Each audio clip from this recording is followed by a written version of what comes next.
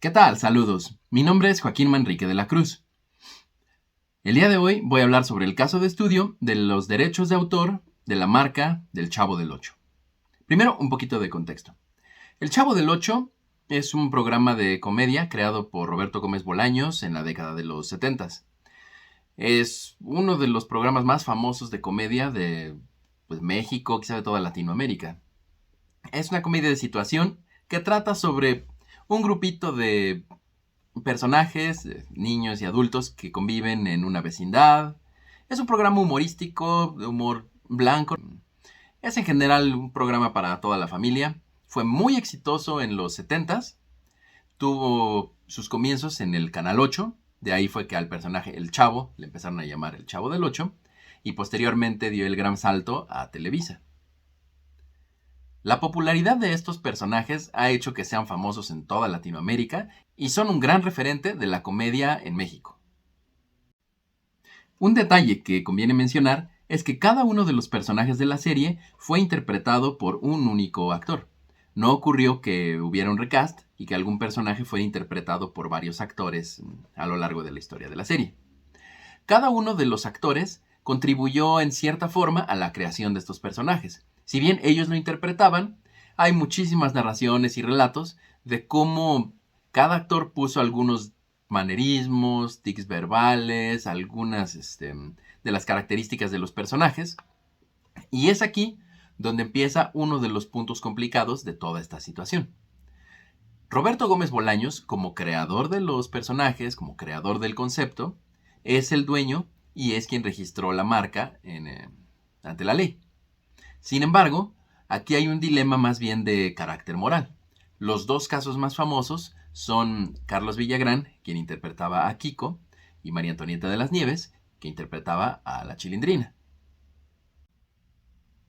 Como mencioné previamente, desde un sentido moral, todos ellos son colaboradores y co-creadores de estos personajes. Sin embargo, la ley reconoce a Roberto Gómez Bolaños como el dueño de estos. Y la polémica aquí surge, por ejemplo, con Carlos Villagrán, que después de un cierto tiempo, con el éxito de su personaje, decidió que quería hacer algunos otros proyectos, pero llevar a Kiko de este programa de Ensemble Cast. Carlos Villagrán llevó a Kiko a otras producciones. En su momento tuvo permiso de Roberto Gómez Bolaños y hay diferentes programas, por ejemplo, también estuvo en algunos circos interpretando al personaje de Kiko. Pero uno de los dilemas ocurrió cuando él ya consideraba que era el dueño del personaje, porque él era quien lo había traído a la vida y quien había propuesto muchas de las características que lo identificaban.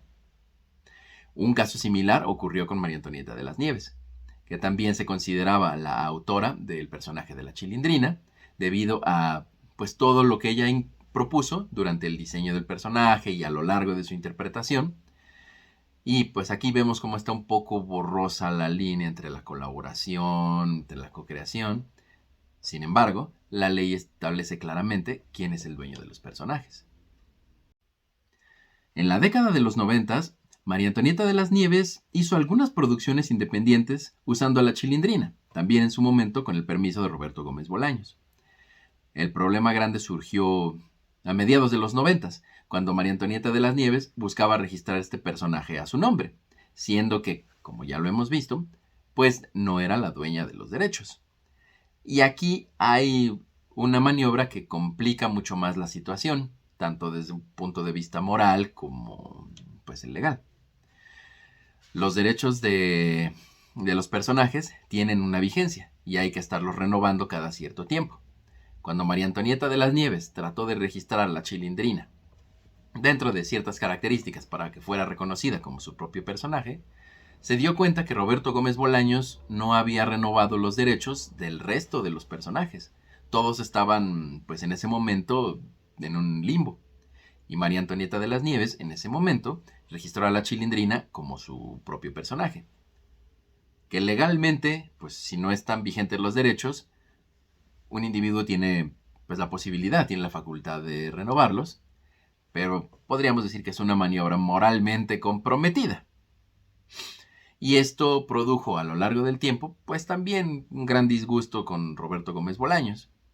aunque cabría mencionar que pues ni él ni su equipo de asesores legales estuvieron pendientes de todo el trámite. Una enseñanza que deja muy clara todo este caso es pues la importancia de tener muy claros los términos de un contrato y de tener bien establecido quién será el dueño de los derechos antes de que los problemas crezcan. Desde un inicio, cuando se colabora en una actividad artística, pues debe quedar muy bien establecido si uno está trabajando, o sea, como colaborador, como creador, como intérprete únicamente, y cuál es la función de las aportaciones que cada individuo puede hacer para evitar que más adelante pues surjan estos casos con vacíos legales o pues no vacíos, pero esas zonas de interpretación complicada donde hay problemas con la autoría de los personajes. Esto pues especialmente en el caso del diseño es algo que nos afecta mucho, pues muchísimas empresas pueden registrar la marca, la identidad visual, pues los elementos que conforman a un personaje y no necesariamente existe una transferencia de derechos cuando hay una interpretación. En el caso del material gráfico, uno produce material para un editorial, para hacer ilustraciones, pero esto no te confiere a ti los derechos de explotación del personaje que estás trabajando. En estos casos, se queda un acuerdo entre las partes para establecer si puedes explotar comercialmente el trabajo que produjiste bajo una marca o no. En el caso del Chavo del Ocho, pues se juntaron varios problemas que dieron por resultado, entre otras cosas, un cierto daño al legado de la obra. Roberto Gómez Bolaños creó una galería de personajes bien definida, con ciertas dinámicas entre ellos. Debido a los problemas legales, algunos de estos personajes tuvieron que desaparecer de forma temporal o permanentemente de la obra.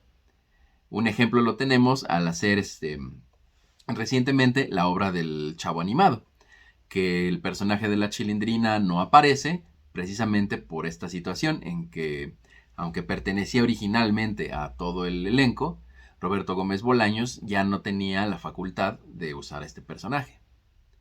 Y aquí pues es tanto esta parte como del legado de la obra, como también estas dinámicas de, bueno, si yo ya no controlo a mi personaje, puedo seguirlo usando, pero ahora estoy generando publicidad y trabajo para otra marca que incluso podría volverse mi competencia. El mayor aprendizaje, entonces, es que siempre deben estar bien claros los términos de los contratos y siempre es necesario saber quién tiene los derechos, quién los controla, estar pendiente de toda la tramitología para que nunca perdamos los derechos de alguno de nuestros personajes y para que no haya pues ninguna disputa, para que siempre haya una claridad y pues todo un seguimiento de quiénes son los dueños y quiénes son los que tienen la propiedad de explotar comercialmente a un personaje. Muchas gracias, hasta luego.